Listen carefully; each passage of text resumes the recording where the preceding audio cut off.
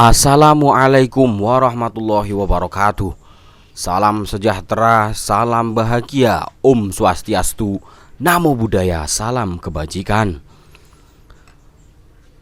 Salam sehat untuk seluruh warga masyarakat Indonesia dimanapun berada.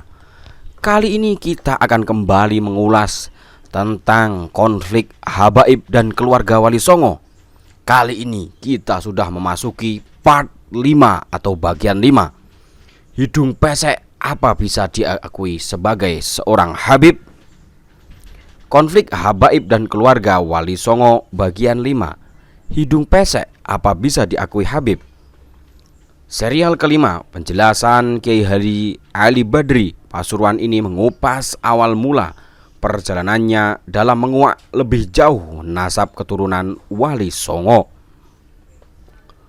Pada saat bersamaan, Kiai Haji Ali Badri juga memulai komunikasi dengan Robitoh Alawiyah agar terjadi komunikasi yang baik. Bagaimana kisah penjelasan selengkapnya di bagian 5 ini? Simak berikut ini. Menyikapi konflik habaib dan keluarga Wali Songo bagian 5. Hidung pesek apa bisa diakui habib? Yang keempat, mengenai ucapan pendukung Gus Fuad bahwa beliau adalah keturunan Sunan Ampel. Ini adalah akibat dari kesalahan persepsi terkait poin ketiga, yaitu ketika ada orang mengkritik sekelompok habib, maka dianggap benci semua habib. Bahkan lebih dari itu, dianggap benci keturunan Rasulullah.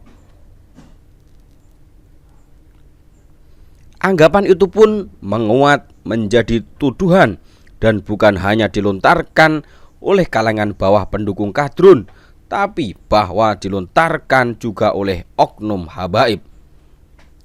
Nah, atas tuduhan itu, maka pendukung Gus Fuad menolak dengan dalih bahwa Gus Fuad juga keturunan Rasulullah melalui Sunan Ampel. Artinya, tidak mungkin beliau itu membenci habaib karena mereka masih keluarga sendiri, yakni sama-sama keturunan Rasulullah Shallallahu Alaihi Wasallam. Nah, mendengar penolakan dan argumentasi pendukung Gus Fuad ini, maka tampillah seorang Habib Bahar bin Smith dan dengan lantangnya mengatakan bahwa Wali Songo itu tidak memiliki keturunan, kalaupun ada hanya dari garis perempuan.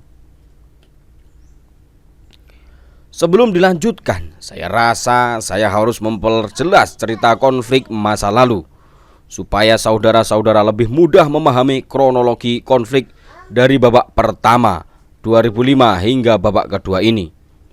Saya akan berusaha mempersingkat ceritanya dan sekiranya mencakup semua hal penting dalam perjalanan sejarah itu. Pada tahun 2003, saya ngobrol santai dengan beberapa kiai di Mekah Al-Mukarramah. Saat itu saya berusia 28 tahun. Saya lupa bagaimana awalnya kemudian obrolan itu mengarah ke bab nasab. Sehingga salah seorang dari kiai-kiai itu berkata sambil bercanda, "Kita-kita ini kan memiliki nasab pada Wali Songo. Katanya Wali Songo itu habib, berarti kita-kita ini habib ya." Maka kiai yang lain menimpali dengan bercanda juga, "Tapi hidung kita pesek begini, apa habaib mau mengakui kita?" Semua yang ada di ruangan itu pun tertawa. Waktu itu saya tidak banyak tahu tentang nasab Wali Songo. Saya hanya sering mendengar bahwa tokoh terkenal Kiai Fulan adalah keturunan Sunan Fulan. Sepulangnya dari Mekah, saya sering terngiang dengan kata-kata, "Tapi hidung kita pesek begini, apa habaib mau merangkul kita?" Walaupun kata-kata itu diucapkan dengan bercanda, namun saya melihat ada hal yang serius dari kata-kata itu. Menurut saya, para kiai itu sebenarnya ingin bersilaturahim dengan habaib sebagai sesama keluarga keturunan Rasulullah. Namun mereka tidak percaya diri. Saya pun mulai berpikir untuk meneliti nasab para kiai dan saya pun memulai dari nasab saya sendiri. Karena saya memiliki rahasia keluarga yang sejak dulu seperti sengaja dilarang untuk diungkap. saya mendapat riwayat nasab dari ayah saya bahwa nasab kami bersambung pada Raden Kabul atau Syekh Aji Gunung, Sampang, Madura. Karena ayah saya sudah meninggal, maka saya mencari sesepuh keluarga yang mengetahui riwayat nasab itu. Saya pun menemukan riwayat yang sama dipegang oleh seorang kiai kampung yang tinggalnya tidak jauh dari desa saya. Namanya Kiai Mahfud, dan beliau adalah sesepuh 2 kali dengan ayah saya. Kakek beliau adalah kakak kandung dari ayah saya. Adapun yang saya maksud rahasia keluarga itu adalah bahwa kami secara turun-temurun memang sengaja diputus hubungan dengan keluarga yang di Madura.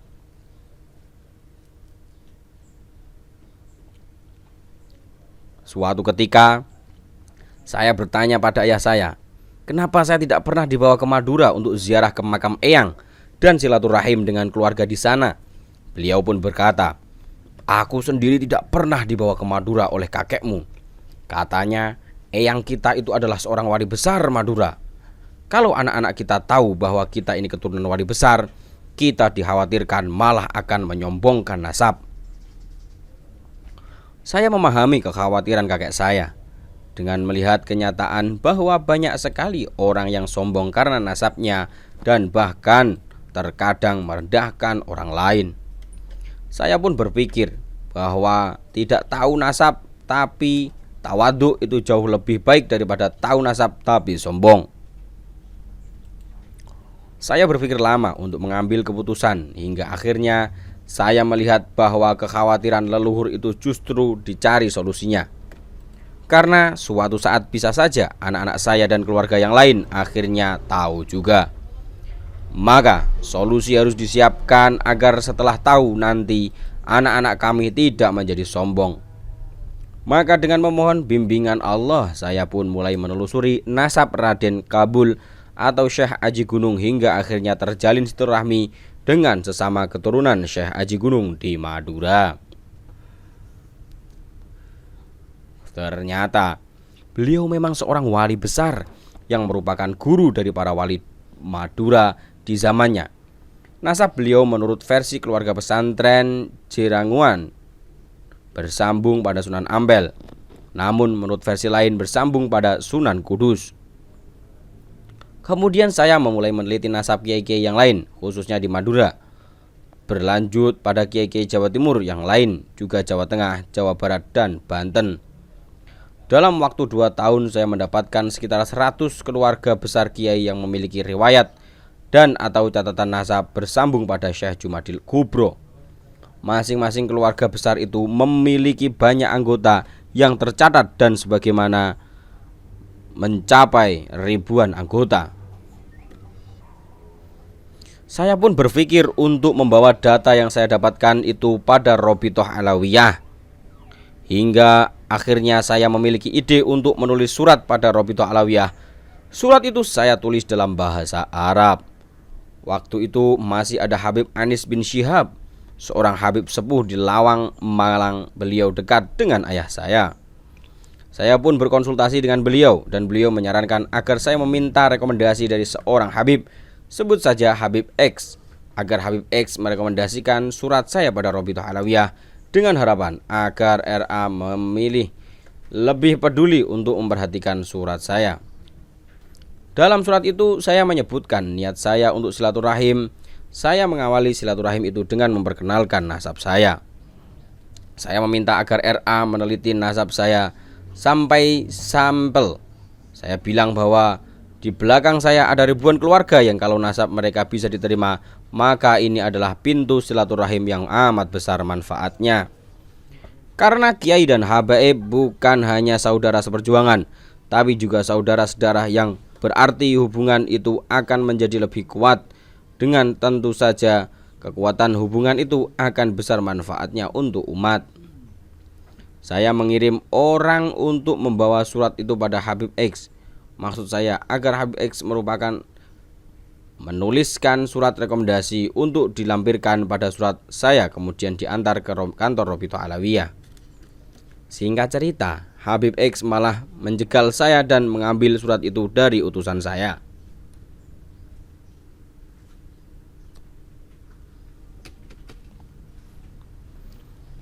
Saya yang kecewa kemudian curhat pada beberapa habaib yang saya kenal.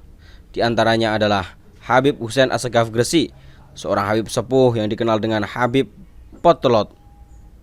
Saya dekat dengan beliau karena saat itu kami sama-sama menjadi pembimbing haji umroh di sebuah travel.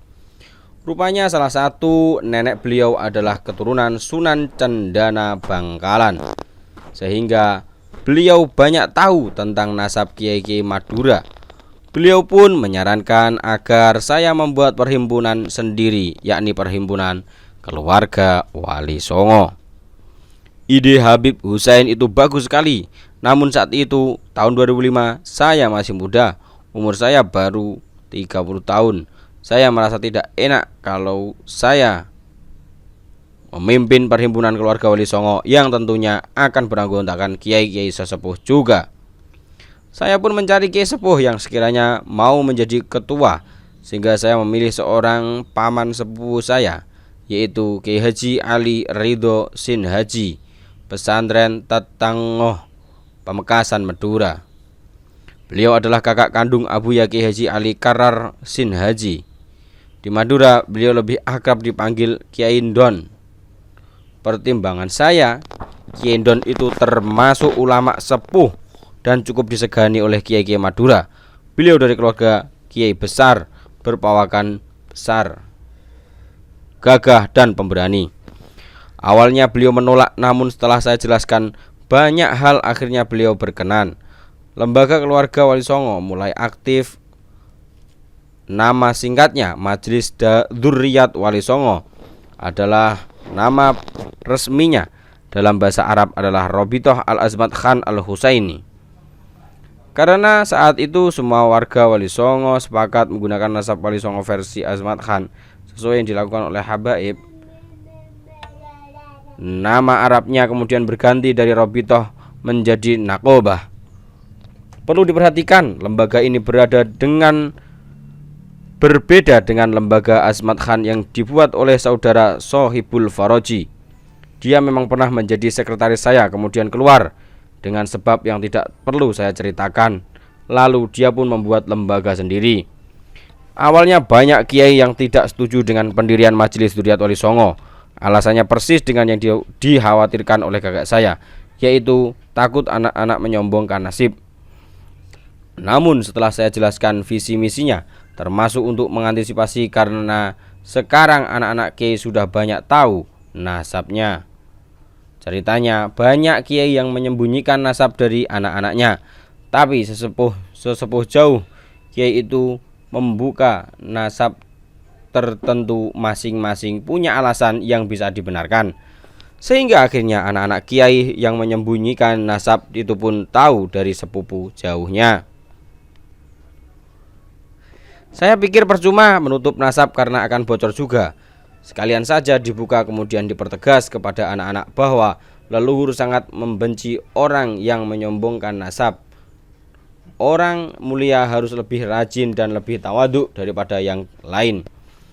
Keberadaan lembaga ini juga saya anggap penting untuk silaturahim, apalagi yang disatukan adalah ulama dan tokoh sesama keturunan Wali Songo. Tentu itu sangat bermanfaat sebagai tajdidul ulfah, pembaruan kasih sayang bagi para kiai sesama keturunan Wali Songo yang selama ini telah menjalin hubungan sebagai pendakwah, sehingga persatuan keluarga ini akan bermanfaat juga untuk umat. Sehingga untuk kelembagaan ini saya pun membuat moto di sebuah keluarga untuk umat. Setelah saya jelaskan semua itu, maka kiai-kiai yang awalnya menolak kemudian mendukung, termasuk Kiai Haji Maimun Zubair Sarang, Rembang, Jawa Tengah. Saya berdiskusi dengan beliau sekitar 2 jam. Waktu itu saya ditemani oleh Kiai Haji Masudi Bushiri, pesantren An-Nur Bululawang, Malang, dan diantar oleh salah satu putra Kiai Haji Maimun Zubair, yaitu Kiai Haji Abdul Rauf Maimun. Di akhir diskusi itu, Kiai Maimun Zubair kemudian merekomendasikan nama-nama kiai besar yang beliau kenal nasabnya agar saya menemui mereka juga.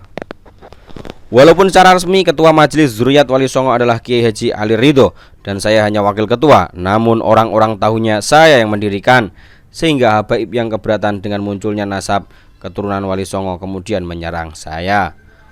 Singkat cerita, saya berkonflik dengan RA hingga akhirnya pengurus pusat RA dan beberapa cabangnya menghubungi lembaga alma mater saya, yaitu Perhimpunan Alumni Sayyid Muhammad Al-Maliki yang dikenal dengan nama As-Sofwah. RA mendesak As-Sofwah untuk menyidang saya. Ketika ketua As-Sofwah Kiai Haji M. Ihya Ulumuddin menghubungi saya dan mengatakan bahwa beliau mau pertemukan saya dengan pihak RA.